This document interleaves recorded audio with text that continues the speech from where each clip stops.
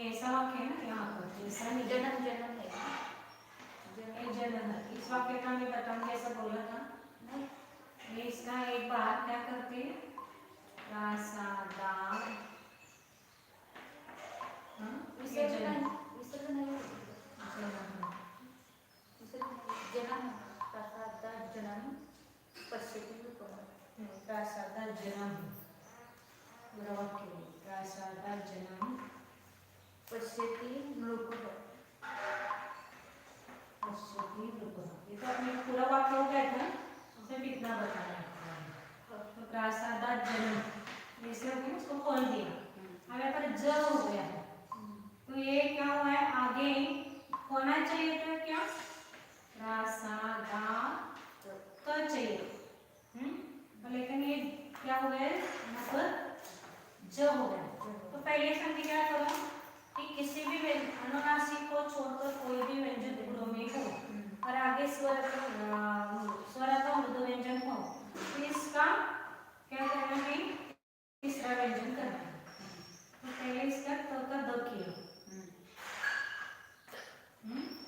अब एक दंत से और एक तालव्य, तो दंत तालव्य की संधि करो, तो दंत की जगह तालव्य की जगह दंत होता है।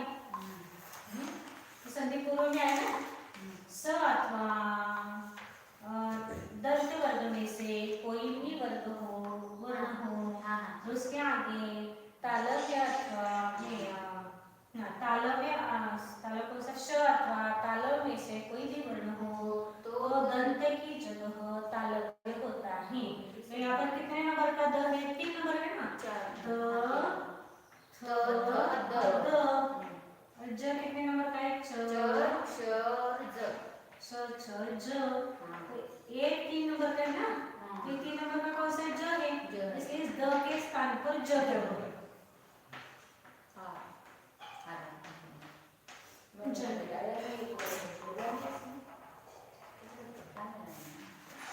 कौन सी संधि दो संधि इसमें हुई है, एक अभी जो बताए द का दो करना है और फिर द का ज करना।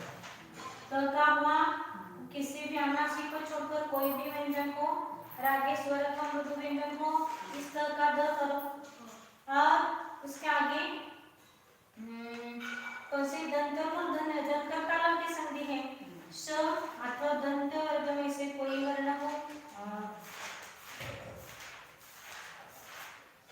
और श कौन सा है त वर्ग में से कोई भी वर्ण हो और यहाँ पर तालव्य में से कोई वर्ण हो, तो इस दंत के स्थान पर तालव्य होता है। तो कितने नंबर का है द 3 नंबर। तो यहाँ पर द है 3 नंबर है, तो 3 नंबर में ज वर्ग का कौन सा है ज है च आएगा ना यहाँ पर च त के स्थान पर च, थ के स्थान पर झ और द के स्थान पर ज, यानी उसी नंबर का आया ना, एक 3 नंबर का है तो 3 नंबर का ज आया, इसलिए यहाँ पर प्रासादा जन्म बना। समझ में आया? और कौन सा मैं निकाले बताऊं कैसा बोला, लेकिन अभी मुझे ध्यान नहीं आ रहा है, किसी को ध्यान में आ रहा होगा तो मुझे बता देना। आगे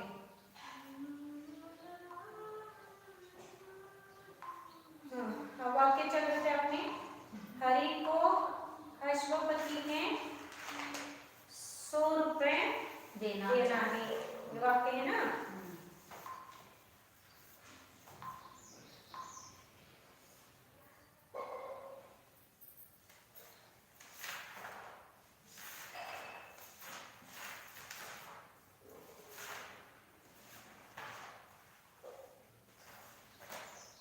हरि को अश्वपति के 100 देना है, ये हो गया आपका।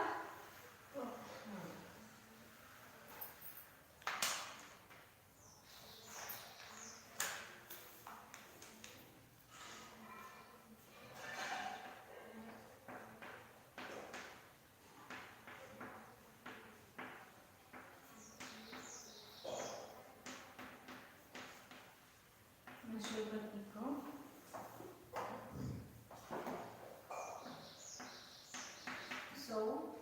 100 रुपए देना है, रुपए पे शुद्ध इसलिए 100 लिखा है।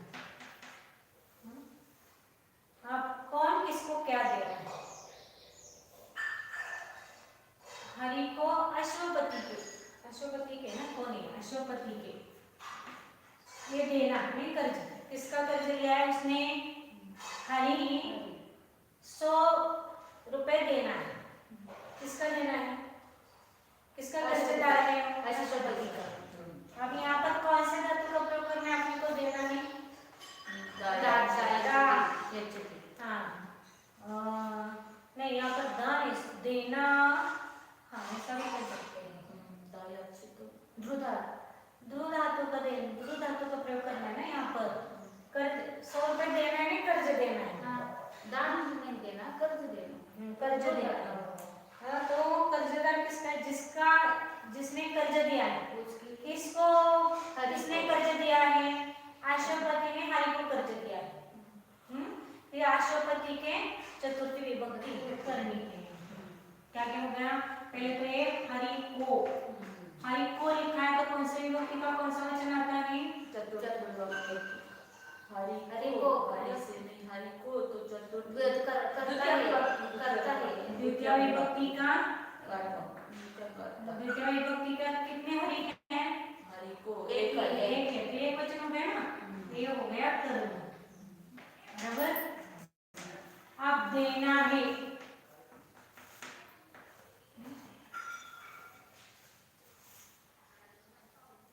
आप कर्ज लेने से इससे अच्छा कि आप ये चीज दे लो। अभी तो दोनों भी लग सकते हैं, दोनों भी ना। दायित्व देना। हरि को अश्वपति के 100 देना है तो किसको दे रहा है? अश्वपति को। अश्वपति के 100 देना है। अश्वपति के देना है, किसको देना है? हरि को देना। हाँ आज ये तो मग दायित्व देते ना। ध्रुवधात ज्याला द्यायचे त्याची चतुर्थी। दायित्व देते ना। इथे फक्त द्यायचं आहे, इथे काही कर्जाचं वगैरेच काही नाही। 100 देना है अश्वपति के हरि को, अश्वपति के 100 देना है, 100 रुपए देना है। यदि ध्रुव धातु का प्रयोग करते हैं तो अश्वपति की चतुर्थी होगी वैसे। हाँ अश्वपति की चतुर्थी। और दायच्छ प्रयोग कर सकते हैं क्या यहाँ पर? दायच्छ है देना। किसको दे रहा है? अश्वपति को दे रहे हैं ना। नहीं हरि, लेकिन इसलिए यहाँ पर दायच्छ का प्रयोग नहीं कर सकते हैं। क्यों नहीं कर सकते? किसको देना है? यहाँ पर उत्तर ही नहीं आएगा आपका। कभी भी क्रियापद को उत्तर प्रश्न पूछते हैं, किसके लिए दे रहे हो, क्यों दे रहे हो, किससे दे रहे हो, ऐसा प्रश्न पूछेंगे तो आएगा ना कौन है वाक्य में। तो दायच्छ का यदि प्रयोग करते हैं तो किसको देना है, कहाँ आएगा? तो यहाँ तो वो किसको दे रहे हो उत्तर ही नहीं आएगा। अश्वपति के, अश्वपति के हरि को अश्वपति के 100 देना है, यानी अश्वपति ने इस हरि से 100 रुपए लिया है। तो ये मतलब ये निकल रहा है ना। इसलिए दायच्छ से के अलावा अपने को यहाँ पर ध्रुव धातु का ही प्रयोग करना है। समझ में आया क्या बदल दिया मैंने? कि हरि को अश्वपति के 100 देना है। किसको 100 देना है? हरि को देना। हरि को अश्वपति के देना है। कौन किसको दे रहा है? हरि को अश्वपति के। हरि ने अश्वपति से 100 रुपए लिया है, यानी उसने कर्ज लिया है। तो हरि को अश्वपति के, किसके हैं? अश्वपति को देना, उसे लिया है ना उसने, इसलिए यह होगी चतुर्थी विभक्ति। कितने अश्वपति के? एक वचन। अरे 100 के लिए शब्द और देना है नहीं कर्ज, तो ध्रुव धातु का प्रयोग करेंगे। तो यहाँ पर क्या आएगा? हरिम। मूल शब्द है हरि। और अश्वपति का मूल शब्द क्या है? अश्वपति। 100 यानी 57 और इसका ध्रुव का धार बनता है। कौन से बनता है? दशक बनता है। तो यहाँ पर हरि को है,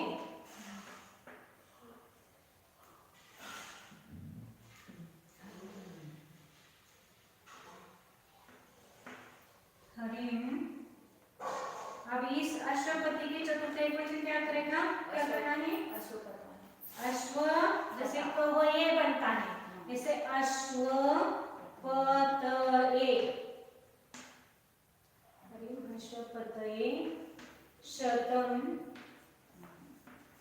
आर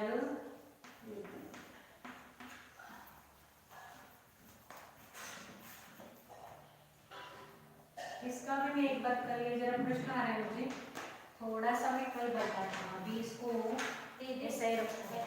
अशुपति पुल्लिंग शब्द है। अश्वपति पुल्लिंग शब्द है। अश्वपति कवये कवि अश्वपति अश्वपति पुल्लिंग शब्द हरिक्रम हरि कवि सब एक ही जैसा है।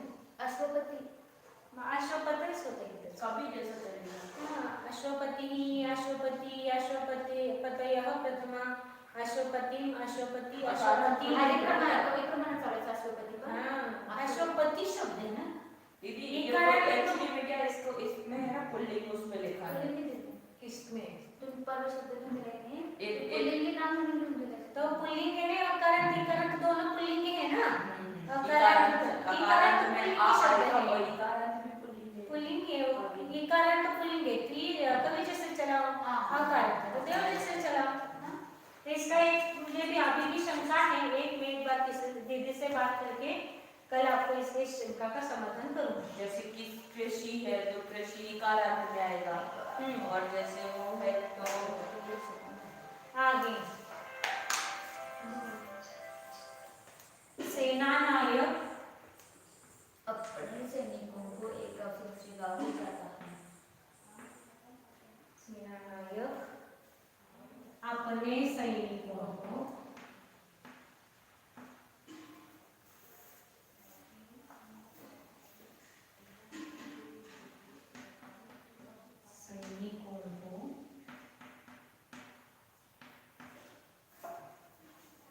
एक गांव से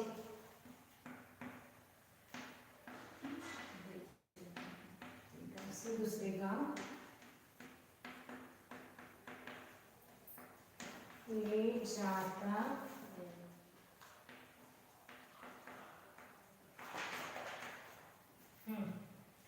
सेना नायक के लिए कौन सा शब्द आता है? करता कौन है? कौन ले जा रहा है? सेना नायक सेना नायक। हाँ? करता हो तो सेना नायक हो गया करता, और ले जाना यह क्या है? क्रिया क्रियापद। हाँ, किनको ले जा रहा है? सैनिकों को तो सैनिक क्या हो गए? कर्म कर्म। ले जाना यह क्रिया सैनिकों पर खत्म हो रही है। फिर कहाँ से कहाँ ले जा रहा है? एक गांव से दूसरे गांव। एक गांव से आया तो कौन सा है यह? एक गांव से गतिवाचक है। एक गांव से में तो कौन सी विभक्ति आती है? हिंदी में पंचमी विभक्ति का एक गांव है ना, एक वचन, यानी क्या हो गया ये? अपादान। और दूसरे गांव ये भी क्या है? कर्म ही है। यहाँ पे द्विकर्म, दो कर्म आ गए, एक कर्म है और एक कर्म है। जाना है आपको द्विकर्मक धातु लिखवाए हैं मैंने द्वितीय विभक्ति में, वहां पर है कि कौन ले जा रहा है और कहाँ ले जा रहा है। ले जाना यह क्रिया, कौन ले जा रहा है? सैनिक। किसको ले जा रहा है? सैनिकों को। कहाँ ले जा रहा है? दूसरे गांव। इस प्रकार कभी कभी एक ही क्रियापद को दो कर्म लगते हैं, इसको कहते हैं द्विकर्मक धातुएं। प्रच्छनी और वहां पर बहुत सारे दिए हैं, द्रुह, उस प्रकार याच पच दंड याच पच दंड, रोजी मलमुचनी। तो ये सब के द्विकर्मक धातु, इसका वो भी हाँ, दुह यच पच दंड रुध प्रच्छ ची ब्रुशास जी मत मुष नी रु कुश वह इत्यादि बहुत सारे धातु है, लेकिन यहाँ पर इन धातुओं को दो कर्मों की आवश्यकता होती है। तो किसको या क्या लगेगा कि यहाँ पर दो कर्म कैसे आए? क्योंकि जो जाना ले जाते हैं ये जो क्रियापद है वो द्विकर्मक है। तो आपने को यदि ऐसा लग रहा है कि दो कर्म है तो ऐसा समझो कि यह क्रियापद द्विकर्मक धातु स्वरूप है। समझ में आया? अब इसमें लगाओ तो सेना नायक के लिए कौन सा शब्द आता है? सेनापति। सेनापति। अब आपने के लिए स्व या स्वकी आता है। स्व सैनिक के लिए सैनिक ही शब्द आया है, सैनिक। अब एक गांव से, गांव के लिए शब्द क्या है? ग्राम। ग्राम।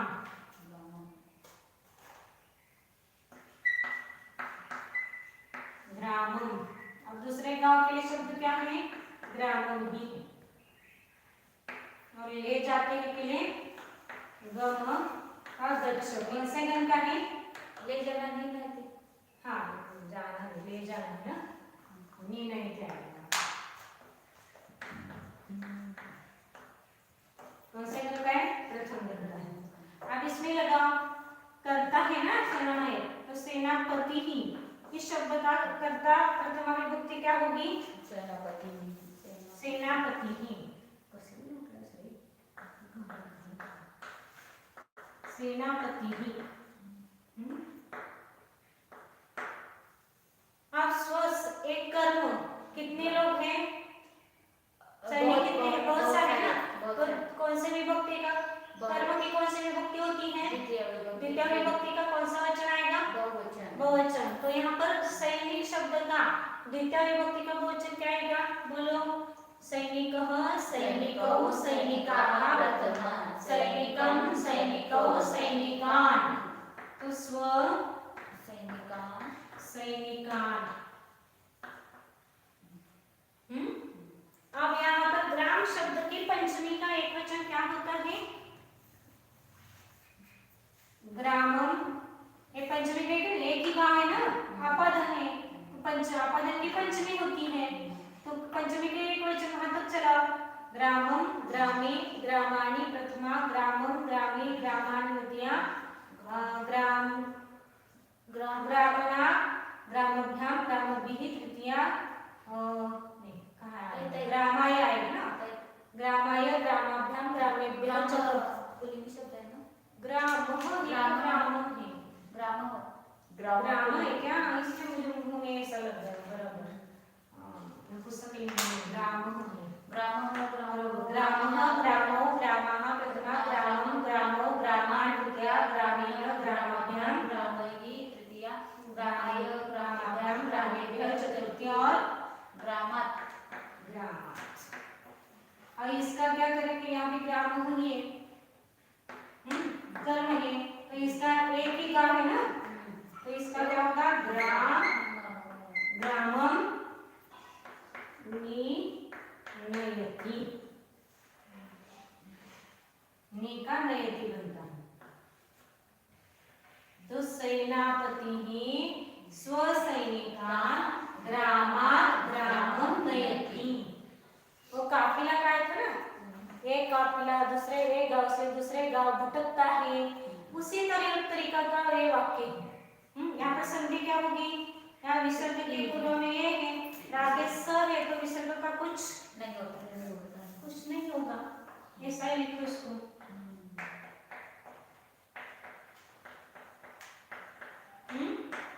अब यहाँ पर कौन सी संधि होगी?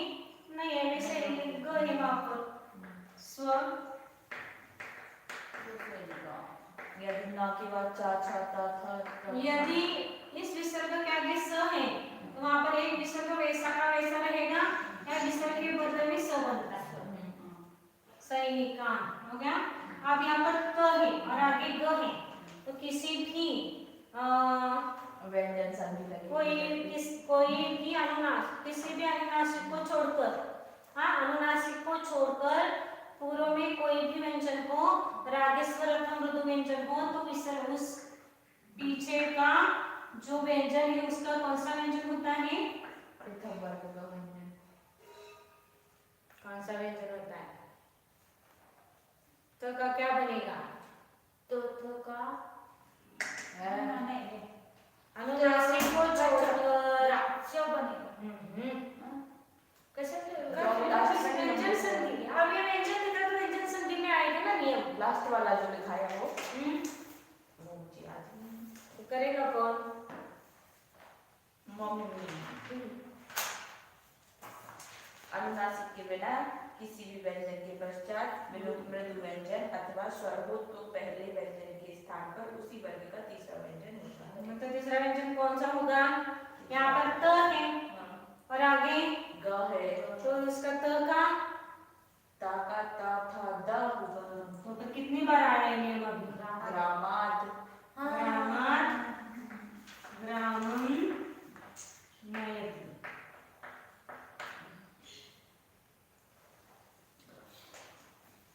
इसलिए वो पहले नियम ये लिखने के बाद तो देखो ना नियम किस लिए दिए हैं, एक बार वाक्य करने के बाद समझो। आता पंचमी विभक्ती जर असेल वाक्यामध्ये अपादा तर ते हेही संधी होणारच. शक्यतो होती सगळीकडे. स्वर आता मृदु व्यंजन, कठोर व्यंजन आने पर नहीं होगा। मृदु व्यंजन में मृदु व्यंजन या स्वर है तो होगा। तो नियम वहां पर ऐसा बताया ना कि अनुनासिक को छोड़कर कोई भी व्यंजन यहाँ पर हो इस जगह और आगे स्वर अथवा मृदु व्यंजन हो तो पूर्व का व्यंजन जिस वर्ग का है उसी वर्ग का तीसरा व्यंजन हो। ये तो द के लिए ज्यादा आता है, बाकी के लिए कम नियम आता है। समझ में? क्या किया? सेनानायक अपने सैनिकों को एक गांव से दूसरे गांव ले जाते हैं। हाँ, ले जाता है चाहिए शायद वहां पर। हाँ, तो सेना कर्ता कौन हो गया? सेनानायक।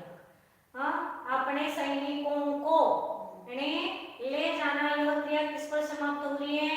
सैनिकों पर। कहाँ ले जा रहा है वह? दूसरे गांव ले जा रहा है। तो दोनों भी हो गए कर्म। कहाँ से ले जा रहा है? एक गांव से दूसरे गांव ले जा रहा है। तो एक गांव से यह क्या आया? अपादान। एक गांव यह ध्रुव वस्तु है, वहां से ले जा रहा है, इसलिए पंचमी विभक्ति हो गई। अब सेनापति कितना है, कितने हैं? सेनापति ले जाता है तो एक ही है, तो सेनापति ही यानी कर्ता की एक वचन या प्रथमा विभक्ति का सेनापति शब्द का एक वचन सेनापति ही बना। अब ये कर्म की कौन सी विभक्ति होती है? द्वितीया। तो यहाँ पर मूल शब्द क्या है? सैनिक। अब सैनिक कितने हैं? बहुत सारे हैं। तो कर्म की द्वितीय विभक्ति का कौन सा वचन आएगा फिर? बहुवचन। तो सैनिक शब्द का बहुवचन होता है सैनिका। समझ में आया?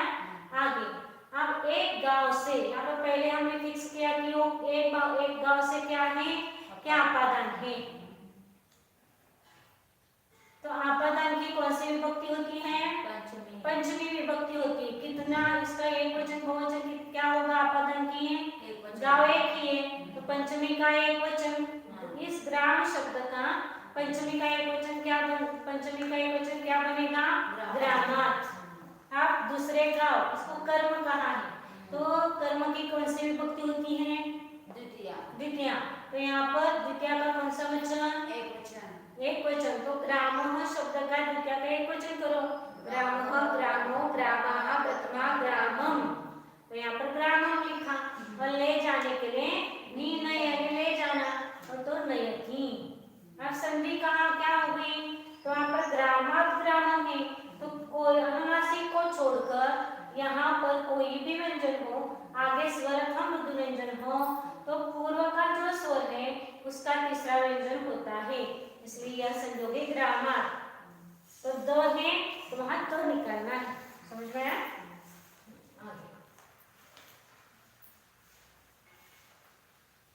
इसको स्लेट चाहिए आपको, यदि आप पेज पर कर नहीं होगा, वो स्लेट लेकर फिर आपको करना पड़ेगा सब चीजें।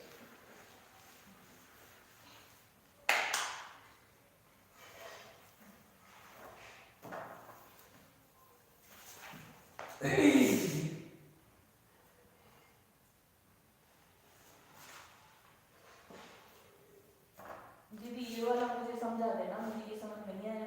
अनुनासिक के बिना मतलब अनुनासिक के बिना जैसे देवात, ग्राम में से तो का यहाँ पर म होगा या न होगा, ग होगा, या अनुनासिक है ना, म या न होगा। लास्ट वाला शब्द होता है ना, लास्ट वाला उसको कहते हैं अनुनासिक। हर वर्ण के अंतिम व्यंजनों को अनुनासिक कहते हैं। तो यही है कि यहाँ पर यदि यहाँ पर होंगे तो का द नहीं हो, यानी तीसरा व्यंजन नहीं होगा। लेकिन इनको छोड़कर यहाँ पर कोई भी व्यंजन हो और आगे स्वर अथवा मृदु व्यंजन हो तो इस स्वर के आगे, क्योंकि समझो यहाँ पर न होगा तो उसका तीसरा व्यंजन करेंगे क्या? नहीं करेंगे, क्योंकि अनुनासिक को छोड़कर कहा है। यदि यहाँ पर न होगा तो भी नहीं करेंगे, तो भी नहीं करेंगे। जैसे अनुनासिक है तो यहाँ पर नहीं, लेकिन यहाँ पर इसको छोड़कर थ होगा। एक उदाहरण है, देवात ऐसा कुछ नहीं होता है, लेकिन थ होगा तो इसका हो सकता है। लेकिन इसके आगे मृदु व्यंजन कहाँ है? ये ग, क ख ग। अच्छा, तो ये ग मृदु व्यंजन है और यहाँ पर कोई भी व्यंजन इस थ का भी द बनेगा। मृदु व्यंजन हो या फिर स्वर हो, स्वर या मृदु व्यंजन अनुनासिक यहाँ पर बिना कोई आगे- भी हो, जैसे त थ द ध होगा और यहाँ पर द है, मतलब अनुनासिक के बिना आगे कोई भी मृदु कोई व्यंजन हो या फिर स्वर हो, ये ध होगा तो भी इस ध का द बनेगा। ऐसे नियम यहाँ द हो गया ना, ये तो यहाँ पर समझो क होगा तो उसका ग बनेगा, इसका ग बनेगा। अच्छा, जैसे ये धा है ना, जिस वर्ग का होगा उसी वर्ग का तीसरा शब्द बनेगा। उसी वर्ग का क वर्ग का यदि कोई शब्द है यहाँ पर ता था दा, ये क का ग बनेगा। थ द, तो इसमें धा की जगह दा बन जाएगा, हाँ क्योंकि ता वर्ग का है ना, ता वर्ग का हाँ। तीसरा वर्ग होता है ता था द। हाँ, तो दा समझो बन यहाँ जाएगा। पर च है हाँ, तो इसका तीसरा व्यंजन च च च च ज आएगा ना। हाँ। तो इस प्रकार यदि यहाँ पर समझो ज है तो भी इसका ज बनेगा। तीसरा करना ही करना है यहाँ पर। एक उदाहरण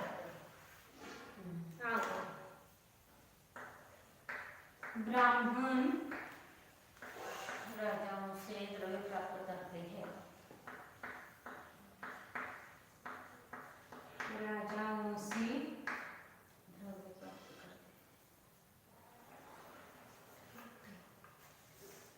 धन द्रव्य द्रव्य दिए क्या? द्रव्य प्राप्त करते हैं।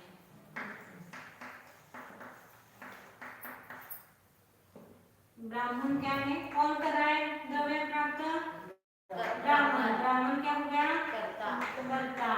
प्राप्त करते हैं अब क्या है? क्रियापद। क्रियापद।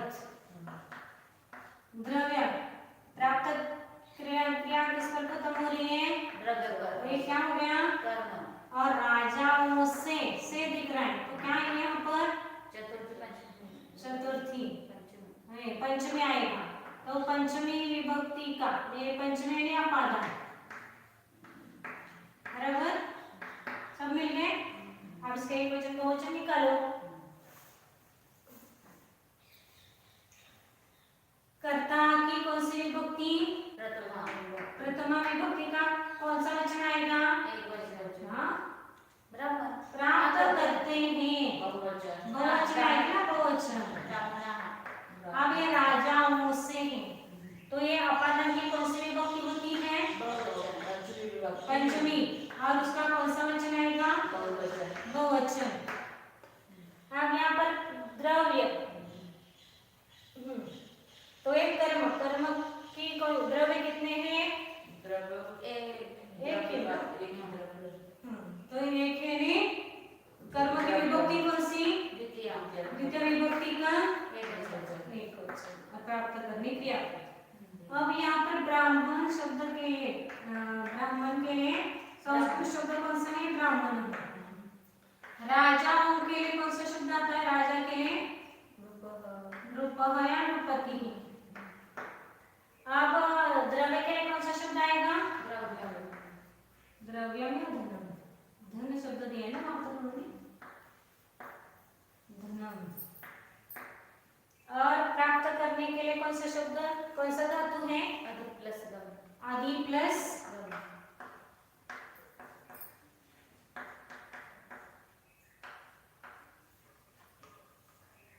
अब इस इसमें डालो विभक्ति। तो ब्राह्मण की कौन सी विभक्ति डालें? प्रथमा का बहुवचन को क्या होगा? ब्राह्मणा। अब पंचमी बहुवचन रूप शब्द का बोलो। रूपः, रूपौ, रूपाः, प्रथमा, रूपम, रूपोन, रूपान, तृतीया, रूपेण, रूपाभ्यां, रूपैः, तृतीया, रूपायं, रूपाभ्यां, रूपेभ्यः, चतुर्थी, रूपात्, रूपात्, रूपाभ्यां, रूपेभ्यः, पंचमी। द्वितीय विभक्ति का एक वचन क्या होगा?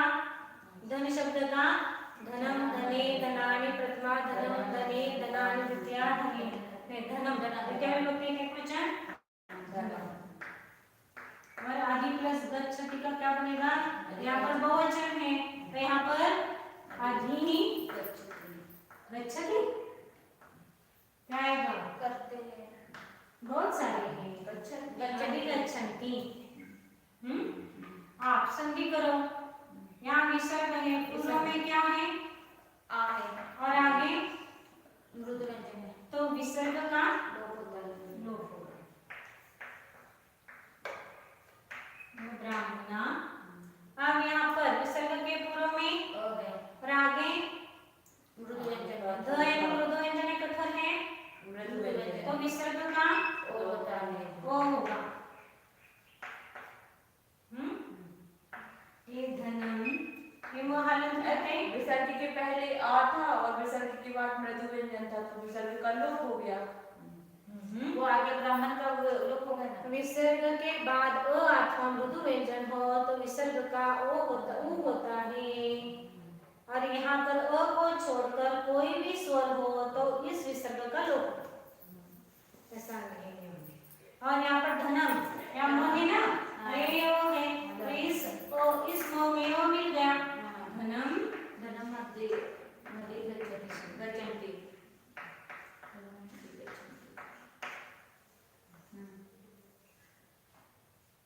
लिखा ही किया है। मैंने किया क्यों? मेरा मन नहीं लग रहा इसको बनाने में। अब उसके लिए मैंने कुछ कर सकती हूँ। पहले इसका मेरे को डालो।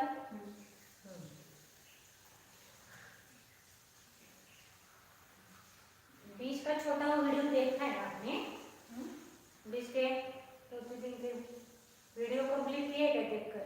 मैंने पढ़ा, इनकी वजह से देख के पढ़ा। ऐसा नहीं, एक बार वीडियो देखो ना, तो क्या किया है, कैसे किया है।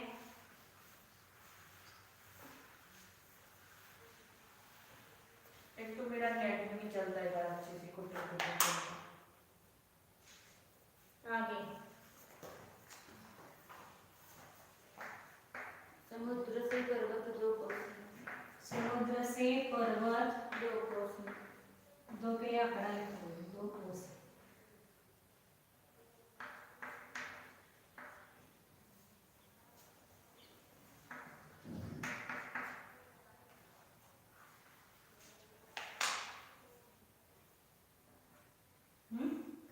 अब यहाँ पर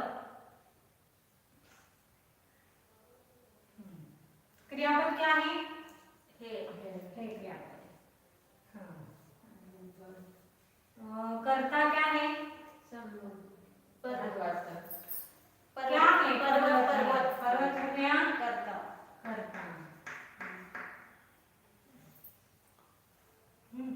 और समुद्र से क्या है? अपादान है, से लगा ना, इसलिए अपादान। और तृतीया को भी से लगता है हिंदी में कभी कभी। हाँ, तो आप वहाँ पर साधन है या पंचमी हो देखना पड़ेगा। समझ में आया? तो अपादान, अपादान की विभक्ति पंचमी। कितने हैं समुद्र? दो है। समुद्र एक है। पंचमी एक वचन। कर्ता की विभक्ति एक वचन, प्रथमा विभक्ति। प्रथमा, कर्ता की प्रथमा का एक वचन। एक वचन। अब दो कोश है, कोश नहीं, यहाँ पर कोश लिखा हुआ। हाँ, कोश। तो यहाँ पर यह पर्वत दो कोश है। हाँ, ये दो कोश वाला पर्वत दो कोश है, तो यह हो गया कर्म।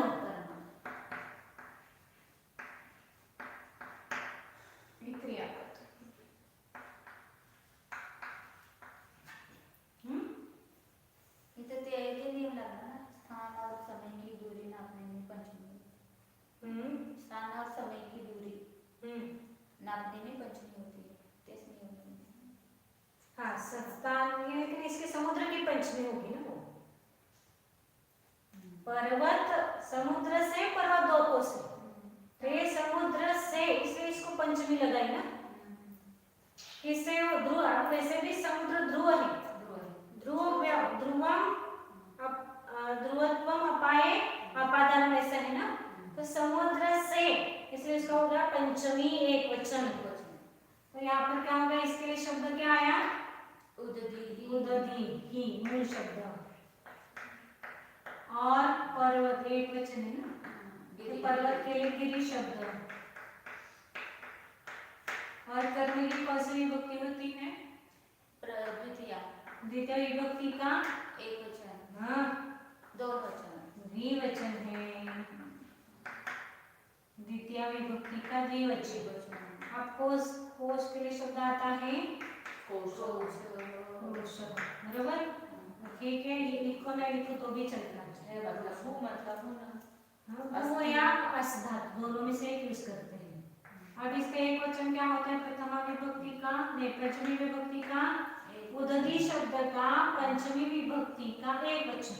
तो उदधी किसके जैसे चलाना है, उदधी कवि जैसा, कवि जैसे चलाना है। कवि कवि कवया प्रथमा, उदधी उदधी उदधयः प्रथमा, उदधीं उदधी उदधी द्वितीया, उदधिया उदधिव्या उदधिभिः द्वितीया, उदधये उदधिव्या उदधिभ्यः चतुर्थी, और उदधेः।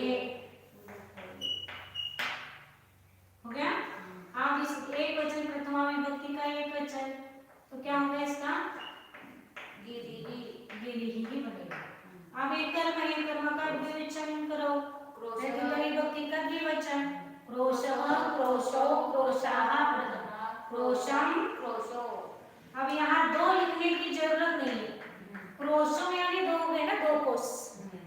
अब है लिखो नहीं लिखो चलता है। है के लिए अस्ति, पर्वत है, हाँ कितनी दूर है, दो कोस। कहाँ से दूर है, पर्वत से, समुद्र से पर्वत 2 कोस है। तो प्रश्न मैंने क्या पूछा है, कौन है, पर्वत है, कर्ता निकाला। किससे पर्वत दूर है, तो किस से आया, तो समुद्र से। और कितना दूर है, 2 कोस, तो कितना हो गया कर्म, यानी कितना, क्यों, ऐसा प्रश्न पूछने पर कर्म उत्पन्न होता या कर्म समझ में आता है। हो गए आपके दिए हुए, अभी है ना, जिनको लिखना है लिखो पहले, उसके बाद इसको मिटा लिख लिया।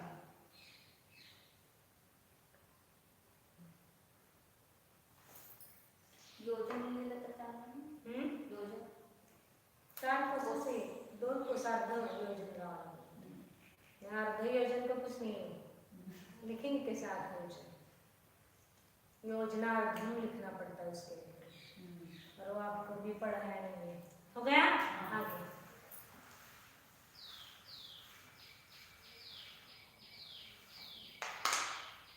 हरी पुष्पों के लिए बगीचे में जाता है, पुष्पों के लिए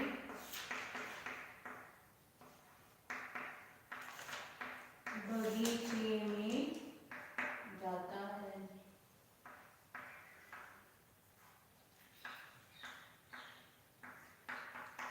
नाम जाता है, कैसा लिखा आपने, जा बगीचे में है में बगीचे में जाता है, कौन जाता है, हरी, करता गया। कहाँ जा रहे हो, बगीचे में जा रहा है। हाँ? बगीचे में तो वैसे तो सप्तमी है, लेकिन गतिवाचक क्रिया करती ना, तो गतिवाचक होने से यह इसको कर्म लिखना। हाँ? और जाता है, यह क्या है, क्रियापद। अब किसके लिए जा रहा है, क्या प्रयोजन है, पुष्पों के लिए नहीं, पुष्प लाने के लिए जा रहा है। विभक्ति। हाँ? तो यहाँ पर कौन सी विभक्ति आएगी, चतुर्थी। अब एक कर्ता की कौन सी विभक्ति आएगी, हरी कितने हैं, एक है। तो कौन से विभक्ति का? प्रथमा विभक्ति का एक वचन। एक वचन। अब चतुर्थी के ये पुष्प कितने हैं? बहुत सारे। तो चतुर्थ विभक्ति का कौन सा वचन आएगा? बहुवचन। बहुवचन। अब बगीचे में जाता है, बगीचे कितने हैं? एक है। एक ही है। तो इस कर्म की कौन सा वचन आएगा? यानी कर्म यानी द्वितीय विभक्ति का एक वचन। यहाँ पर ऐसे द्वितीय लिखती हूँ समझने के लिए। और क्रिया जानना है आप। इसके लिए मूल शब्द क्या है? हरि। हरि। पुष्प के लिए कौन सा शब्द आया है? कुसुमम। कुसुमम। कुसुमम लिखो, ठीक। कुसुमम। बगीचे के लिए कौन सा शब्द आया? उद्यानम। उद्यान। उद्यानम।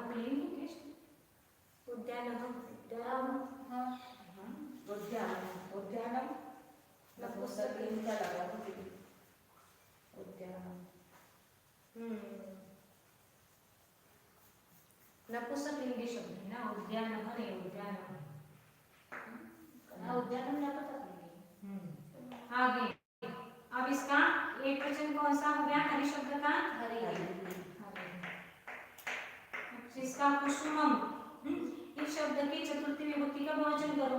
कुसुमम, कुसुमे, कुसुमान, कुसुमानि प्रथमा, कुसुमम, कुसुमे, कुसुमानि द्वितीया, कुसुमेन, कुसुमाभ्यां, कुसुमैः तृतीया, कुसुमाय, कुसुमाभ्यां, कुसुमेभ्यः चतुर्थी। कुसुमेभ्यः चतुर्थी। अब उद्यानम नपुंसकलिंगी है, उसका भी द्वितीय विभक्ति का एक वचन करो। उद्यानम, उद्याने, उद्यानानि प्रथमा, उद्यानम, उद्याने, उद्यानानि द्वितीया। उद्यानम ही आएगा। उद्यानम। और जाने के लिए गव धातु आता है। कौन से बनता है? प्रथम। इसका क्या होगा? गच्छ। हो गया वाक्य। हरिः कुसुमेभ्यः उद्यानं गच्छति। अब यहाँ पर संधि क्या होगी? क्या यहाँ पर विसर्ग है और एक को है तो कठोर व्यंजन होगा। कठोर व्यंजन, तो विसर्ग का कुछ नहीं होगा। अब यहाँ विसर्ग के पूर्व में और यहाँ पर वो है, तो क्या होगा उसका? हरिः कुसुमेभ्यो। संधि व्यवस्थित रात तो नहीं होगा। ढंग क्यों होगा? यहाँ विसर्ग के पूर्व में क्या है? फिर विसर्ग है और वो देखो आप निकाल नियम आपके। विसर्ग के पूर्व में अ है और आगे अ को छोड़कर कोई भी स्वर हो तो विसर्ग का ऊ होता है। विसर्ग के पूर्व में आ हो और पश्चात कोई भी स्वर या मध्य व्यंजन हो। कोई भी स्वर कहाँ आया? तो विसर्ग के पूर्व में आ हो और आ को छोड़कर कोई भी स्वर हो तो विसर्ग का लोप। यहाँ पर अ है क्या? ऊ है तो क्या होगा? तो विसर्ग का लोप हो जाएगा। करेक्ट, अभी बताया था नियम है, ध्यान में रखिएगा काम।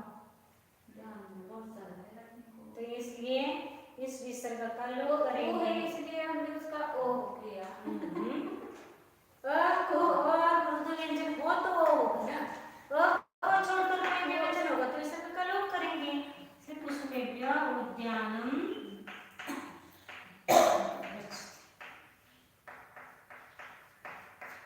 आप कोई ऐसा कहेंगे, आप यहाँ पर मैं लिख रहे, मैं लिखा है और आप कर्म बोल रहे हो, ऐसा क्यों? क्योंकि यहाँ पर यह सप्तमी अर्थ होने पर भी क्रियापद कौन सा है? गतिवाचक है, इसलिए इसको कर्म किया है। समझ में आया?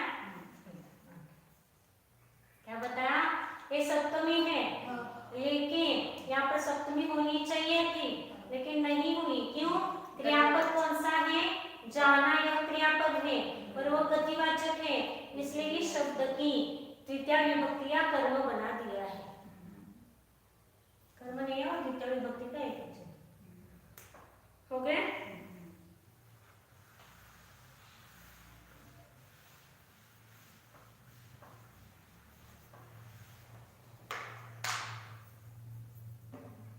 आगे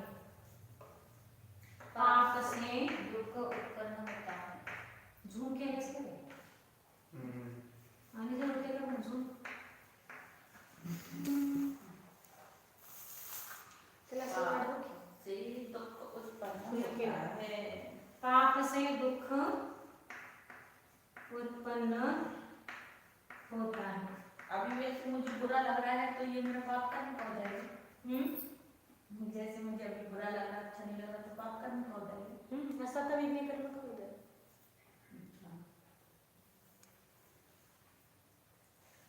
हाँ, क्या है? पाप से आया, कौन सा आया? कौन सी विभक्ति? पंचमी का पंचमी विभक्ति है। तो पंचमी विभक्ति को क्या कहते हैं? अपादान। अपादान की कौन सी विभक्ति होती है? पंचमी। फिर कौन सा वचन आएगा? एकवचन। अब यहाँ पर दुख क्या उत्पन्न हो रहा है? दुख। कौन उत्पन्न हो रहा है? दुख उत्पन्न हो रहा है। क्या उत्पन्न हो रहा है? दुख उत्पन्न हो रहा है। तो वाक्य में क्या आएगा? कहा जाएगा दुख दुख दुख करता है, करता करता करता। उत्पन्न होता है यह कर्म क्रिया क्रिया है।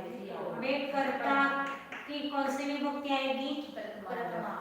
प्रथमा विभक्ति का एकवचन। और उत्पन्न होने के लिए कौन सा धातु आता है? उत्पन्न उद्भवती उत प्लस भू प्लस टू। अब पंचमी का मूल शब्द पाप के लिए कौन सा है? पापन पापम है ना? पापन पाप है, पापम है। वो आपने पापों के लिए पापी शब्द दिया है ना, और उन्होंने पातक शब्द है शायद। पाप यानी पापी, पातक आया होगा।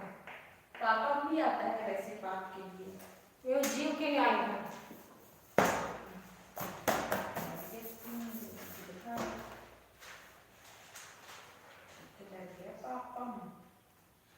अकारण तर नपुंसकलिंग मध्ये पापम पातक बोलते हैं उसको। पापम को पातक बोलते हैं, पाप नहीं। हाँ वही पाप। पातक का अर्थ क्या होता है? पाप पातक का अर्थ भी पापी होता है। वह पापी जीव जो लेना है, और पातक में वो क्रिया जो पाप रूप क्रिया है वो। क्या होता है यार? इसलिए शब्द याद करने के लिए क्यों बोले जाते हैं, इसीलिए बोले जाता है। ये आता है, ये आता है, ये आता है, ऐसा करते बैठते और कुछ भी नहीं आता है। नपुंसकलिंग मध्ये जे पापम दिले त्याला कोणत्या अर्थाने? ते पापी जीव।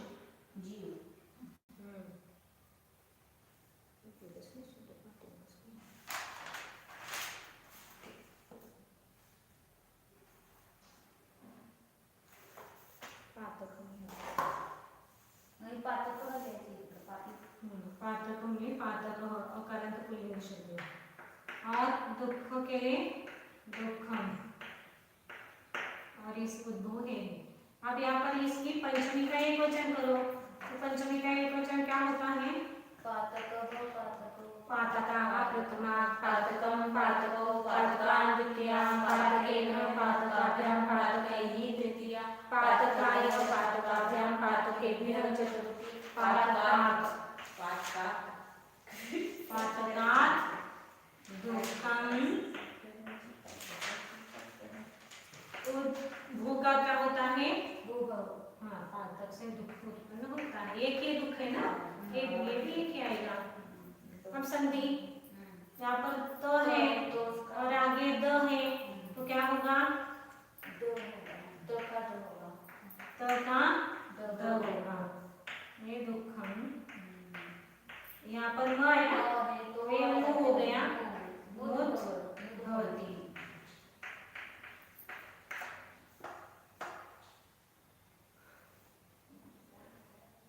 चलो समझ में आया? ये कौन से संधि हो गया अभी? अनुनासिक को छोड़कर कोई भी व्यंजन हो, आगे स्वर का मृदु व्यंजन हो, तो इस पीछे पूर्व का जो व्यंजन है उसका तीसरा व्यंजन होता है, इसलिए वो हो गया। हो गया? आगे देव,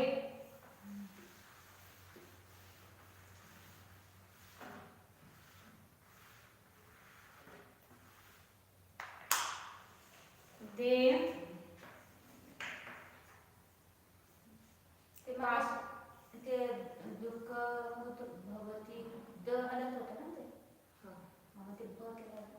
आठ पे तो चालेल. उद्भवती में जैसे क्या था पर दुखम है ना, तो दुखम एक मुंह हो गया प्लस द. इसको दो तरीके से लिख सकते हैं. एक उद्भवती ऐसा लिखो, या आप जो बोलना चाह रहे हैं दुख मोर ये द के पेट में भवती, दुख उत्पन्न होते हैं. बराबर, ऐसा भी लिख सकते. दोनों तरीका है लिखने का.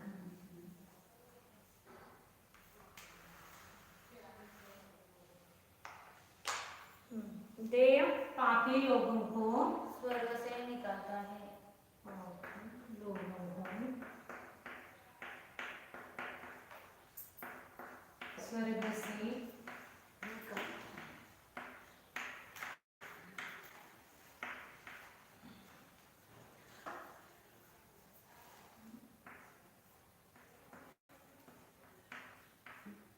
निकालता है.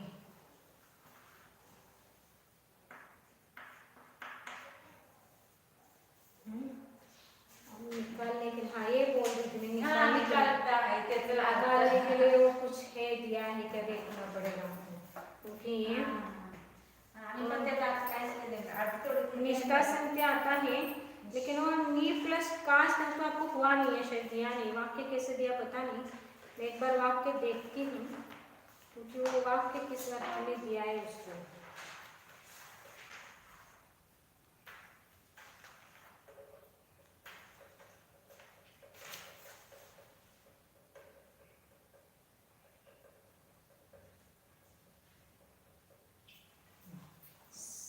स्वर्ग से निकाल कर फेंकते हैं, ऐसा वाक्य है. ये है ना, यहाँ पर निकाल कर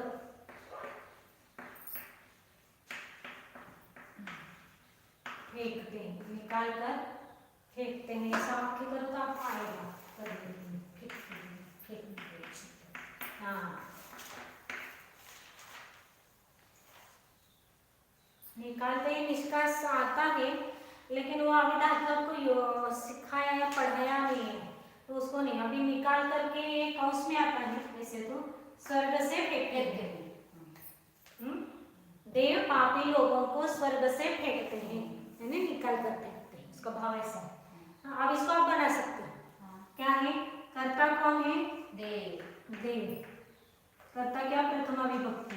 प्रथमा विभक्ति का एक वचन. पापी लोगों को फेंकने यह क्रिया किस पर समाप्त हो रही है? पापी लोग. पापी लोग. ये क्या हो गया? कर्म. कर्म का द्वितीय विभक्ति का बहुवचन. अब स्वर्ग से, कहाँ से? स्वर्ग स्थिर है, वहां से फेंक रहे हैं, तो ये यहाँ अपादान. अपादान की पंचमी विभक्ति का और फेंकते हैं. फेंकते बहुत सारे हैं, फेंकता ही चाहिए फिर. बहुत सारे हैं ना, फेंकते हैं, इसलिए देव प्रथमा विभक्ति का बहुवचन है. बहुत सारे देव. फेंकने के लिए कौन सा शब्द आता है? क्षिप. क्षिपति. असदी चलता है, चतुर्थ नन का असदी. तो यहाँ पर मूल शब्द क्या है? देव. देव. ये पापी लोगों के लिए अभी मैंने बोला था पाप, पापी लोग. और स्वर्ग के लिए शब्द क्या है? देवलोक. देवलोक. स्वर्ग. स्वर्ग का देवलोक की है ना, स्वर्ग लिखो. शिव तो लिखा ही वहां पर. आप देव शब्द का बहुवचन प्रथमा विभक्ति का क्या होता है? देवालय. प्रथमा विभक्ति का बहुवचन. देव शब्द का प्रथमा विभक्ति का बहुवचन देवाः. आप ये द्वितीय विभक्ति का बहुवचन. चला इसको पापः पापौ पापाः पापं पापौ पापाः. पापान द्वितीय है ना, पापान द्वितीय. अब यहाँ पर स्वर्ग. स्वर्ग के क्या कर रहे हैं? पंचमी विभक्ति का एक वचन. स्वर्गः स्वर्गौ स्वर्गाः प्रथमा स्वर्गं स्वर्गौ स्वर्गान् द्वितीय स्वर्गेण स्वर्गाभ्याम स्वर्गैः तृतीया स्वर्गाय स्वर्गाभ्याम स्वर्गेभ्यः चतुर्थी स्वर्गात् और क्षिपति देवा है ना तो क्षिपति है ये बहुवचनी है देवा तो क्रियापद भी बहुवचनी आएगा। अब यहाँ पर विसर्ग के पूर्व में आगे और आगे प है कुछ होगा इसका नहीं कहाँ पर कुछ भी नहीं होगा और यहाँ पर द का द बनेगा क्या हाँ बने क्यों यहाँ पर त है और आगे श किससे बनता है क प्लस श से बनता है तो पहला कौन सा व्यंजन है क है तो यहाँ पर बनेगा पक्का समझ का है तो का के व्यंजन है ये और अनुनासिक का अनुनासिक तो है नहीं, अनुनासिक के बाद कोई भी व्यंजन हो स्वर था मृदु व्यंजन हो तो हाँ तो क्या है यहाँ पर मृदु व्यंजन है क्या क नहीं कठोर व्यंजन तो है त का कुछ होगा द नहीं वैसा ही रहेगा ये होगा बिना संधि का वाक्य आता देव पापी लोकांकडून कर्तव्य निकालता हे इथं जर हे असलं तर मग ते तर प्रथम एक वचन येणार ना कुठं तुम्ही पहिल्या वाक्य देता निकालता हे देव ते तर एक वचन आलं ते नाही बहुवचनच करायचं निकालता हे मग निकालते हे असं पाहिजे ते ठीक आहे तर पुढचं दुरुस्त केलं ना मी मग आम्ही प्रथम एक वचन केले नाही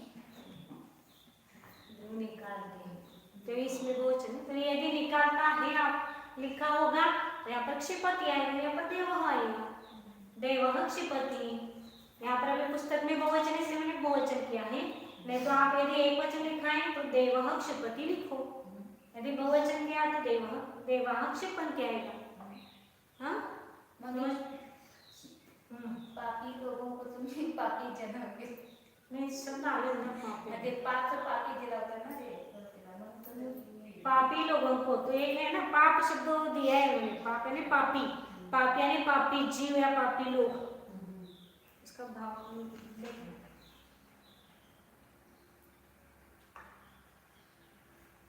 आगे अंतिम वाक्य कल जो दिया था उसका हो गए आगे हम तो टाइम हो गया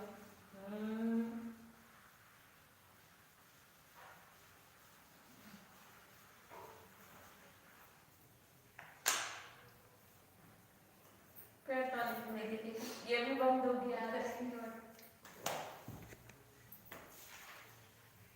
हो गया चालू है अजून 3 वाक्य वहाँ दो राशि से चावल लाते केले थे राम अपने कर्तव्य करू शकतो अपने कर्तव्य कर्म से मैं अभी अपने कर्तव्य कर्म से चूकती हूँ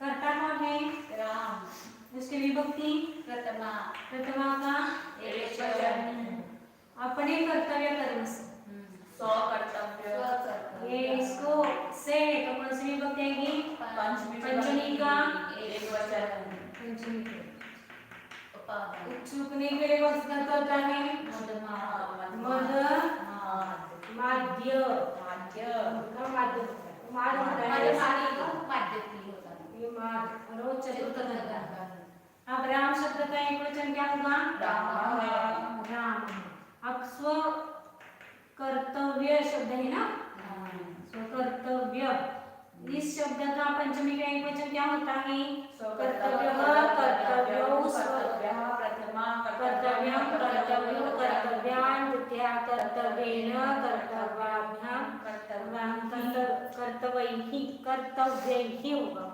कर्तव्य ही तृतीया कर्तव्याय कर्तव्याभ्यां कर्तव्येभ्यः और कर्तव्यात् कर्तव्य आए ना एक वचन स्वकर्तव्यात् कृत्य स्वकर्तव्य ये कृत्य शब्द है स्वकृत्यात आएगा कर्तव्य नहीं आएगा। स्वकृत्य शब्द दिए, स्वकर्तव्य भी आता है और स्वकृत्य भी शब्द। ये अव्यय जैसे कभी कभी प्रयोग, जैसे कर्तव्य मैंने अभी लिखा ना, ये कर्तव्य शब्द एक अव्यय है। हाँ, कभी कभी इसका अव्यय का प्रयोग करते हैं, यहाँ पर कृत्य जैसा अव्यय का न प्रयोग करते हुए ये शब्द जैसा स्वकृत्य होगा। स्वकृत्य का पंचमी एकवचन क्या है?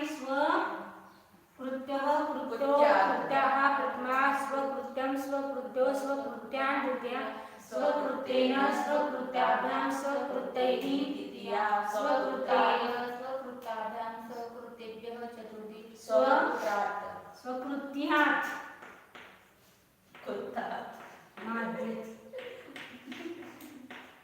रामः स्वकृत्यात् माध्यति। आगे पर विसर्ग का कुछ होगा नहीं, विसर्ग मार्ग नहीं तो विसर्ग का स बनेगा। स्वकृत्यात्। स्वकृत्याद्य। आप यहाँ द तो है और यहाँ मा है, क्या होगा? माँ, अब ये तो व्यंजन है और अनुनासिक के बाद कोई भी मधु व्यंजन हो तो उसका तीसरा वर्ग हो जाता है, द। तीसरा शब्द हो जाता है। स्वकृत्यात्, पित्र्यात्। स्वकृत्य शब्द है पुत्र, कुत्ते स्वकृत्य शब्द है तो स्वकृत्यात् राम स्वकृत्यात् माध्यति हो गया। ये मैंने गलती से स्वकर्तव्य बना था, स्वकृत्य शब्द लिखना है कृत्यात् माध्यति। संस्कृत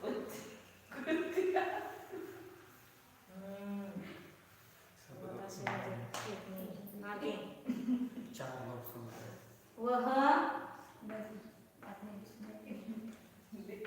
दो राशि से, वह दो राशि से चावल लाता है। वह मतलब सा, दो मतलब दो, राशि मतलब धन, राशि राशि को राशि बोलते हैं। वह के लिए कौन सा शब्द आएगा? सह। कर्ता किससे ला रहा है? दो राशि से, दो राशि से ला रहा है तो कौन सी विभक्ति आएगी? पंचमी का एकवचन, द्विवचन, दो है। द्विवचन। क्या ला रहा है? चावल। चावल क्या हो गया? ओदन। ओदन में कौन सी विभक्ति आएगी? हो गया कर्म। कर्म की विभक्ति द्वितीया, द्वितीया का बहुवचन। बहुवचन एकवचन दोनों भी चलता है वैसे तो चावल में, बहुवचन। और लाने के लिए कौन सा धातु आता है? आ प्लस नहीं, आ प्लस नी। हाँ आ प्लस नहीं का नहीं। अब यहाँ पर सह राशि के लिए कौन सा शब्द आता है? राशि ली, राशि। चावल के लिए कौन सा शब्द आता है? ओदन, ओदनम। और ये आने लगता है। अब यहाँ पर सह प्रथमा पंचमी विभक्ति का द्विवचन। राशि, राशि, राशयः प्रथमा, राशिं, राशि, राशि द्वितीया, राशिना, राशिभ्यां, राशिभिः तृतीया, राशे, राशिभ्यां, राशिभ्यः चतुर्थी, राशेः, राश्यात्, राशेः, राशिभ्यां, राशियात्, राशिभ्यां। राश्यात् नहीं आएगा, कवि जैसे चलाना है राशि शब्द। राशि, राशिभ्यां। राशिभ्यां ओदनम,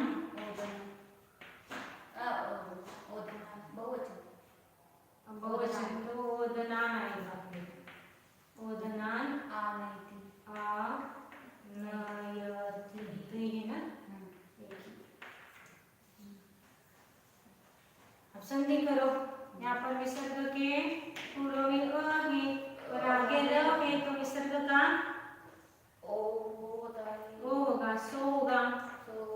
राशिभ्यां आगे इसको म में मिला मोद ना, ये आ भी इसमें मिल गया मोदनानानयति। कैसे पढ़ते हैं भगवान, इतने कौन पढ़ते हैं ऐसे?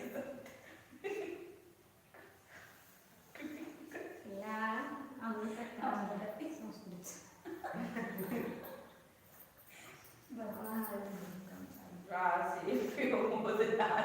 ऐसे पढ़ना तो है नहीं ना उसको बिल्कुल। चलो फटाफट, इतने वाक्यों के इतना टाइम तो कैसे चलेगा? दिए ये वाक्य अब हुए नहीं, बहुत सारे वाक्य ना अभी भी, तो अभी कल के लिए आपको देंगे। हाँ, विद्यार्थी शिक्षकों से ज्ञान प्राप्त करते हैं।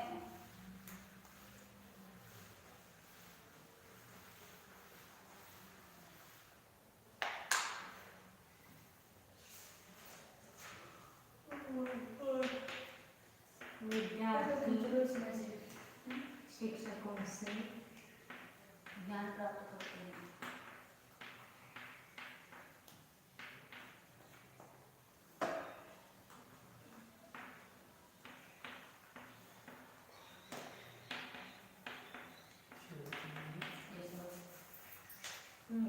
विद्यार्थी कौन प्राप्त कराए?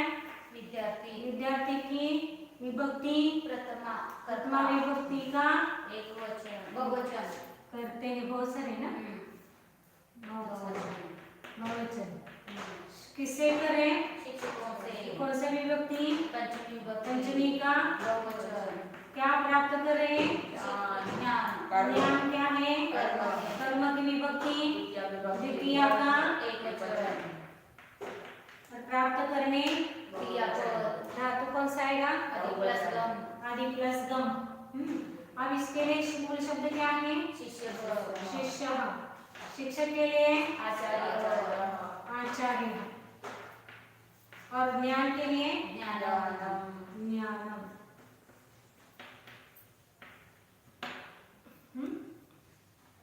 तो इसका बहुवचन क्या होगा? शिष्य शिष्या। शिष्य शिष्यो। प्रथमा अब आचार्य शब्द का पंचमी का बहुवचन आचार्य आचार्यो आचार्याः प्रथमा आचार्यम आचार्यो आचार्यान् द्वितीया आचार्येण आचार्याभ्याम् आचार्यैः तृतीया आचार्याय आचार्याभ्याम् आचार्येभ्यः आचार्यात्।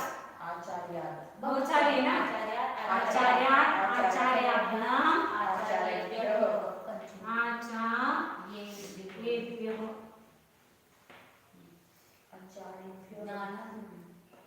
ज्ञानम। इसको वो ऐसे लिखना है ना,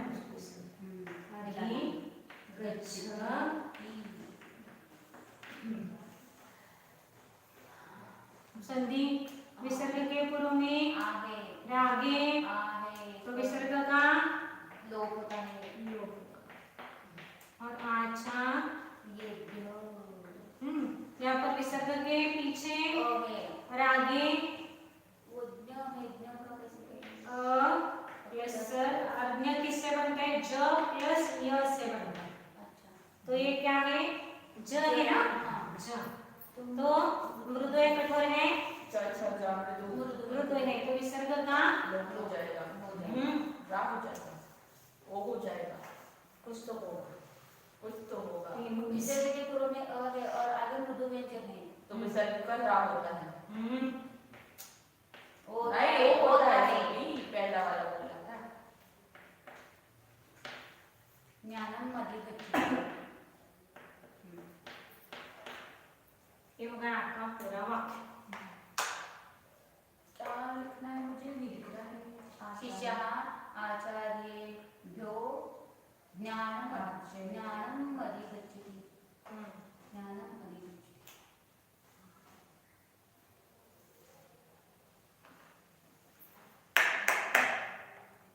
हो गया? अब आगे के वाक्य लिखना है। फोटो खींच लीजिए आगे के पास।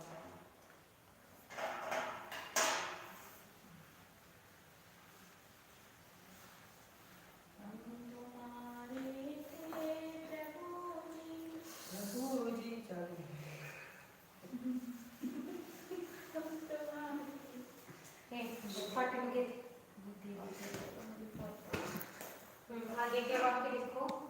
राजा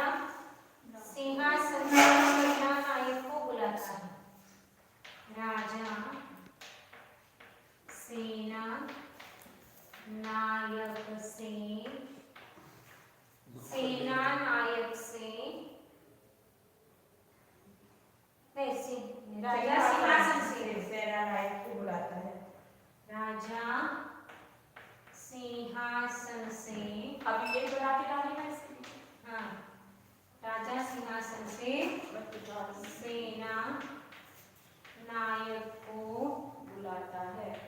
बुलाता है। बुलाता है। किस तरह को लगता है? आगे का वाक्य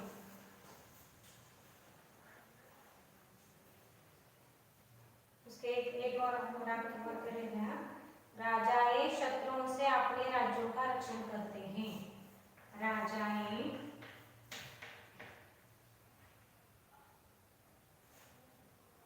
शत्रुओं से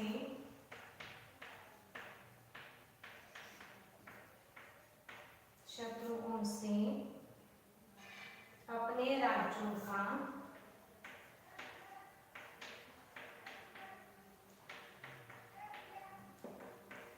रक्षण करते हैं।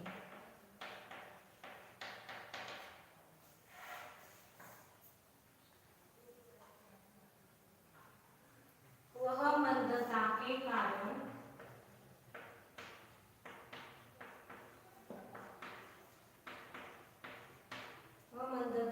कारण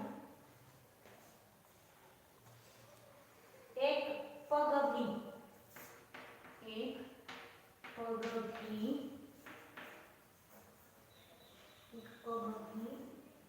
नहीं सरकता।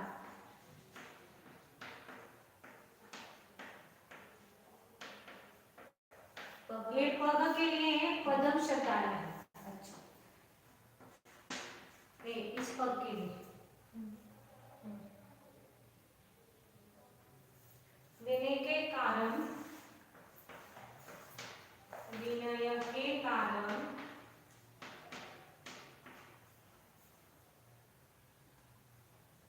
वह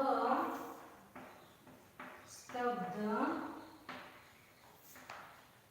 यानी शांत रहता है।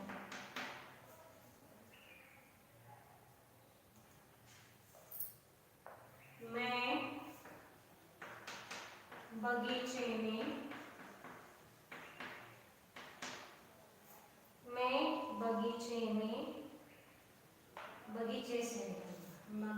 से वापस आता हूँ।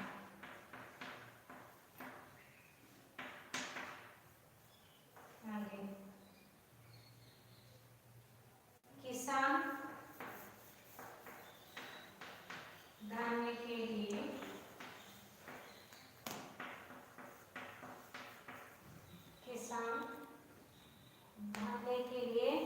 खेत जोतता है।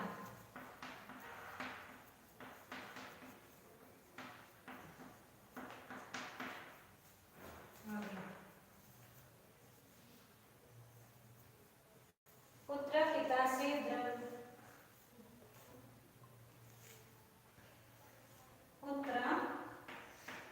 पिता से द्रव्य प्राप्त करता है या मिलाता है, प्राप्त करता है। आदि प्लस गव धातु का प्रयोग कर रहे हैं। प्राप्त करना, मिलाना है, प्राप्त करना। आगे मूर्ख आज्ञा से बड़बड़ाते हैं।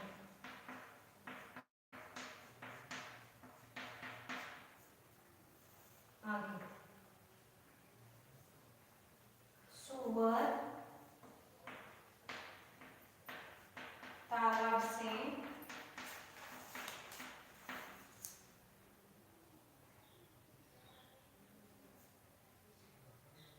जल पीते हैं।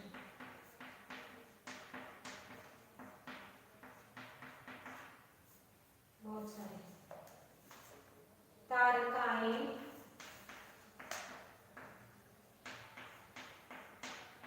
आकाश से गिरते हैं।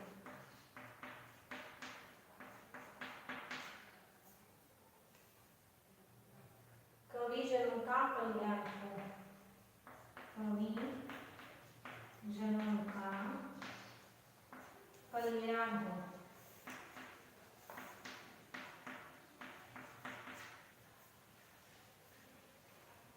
इतने वाक्य करके लाने होते हैं।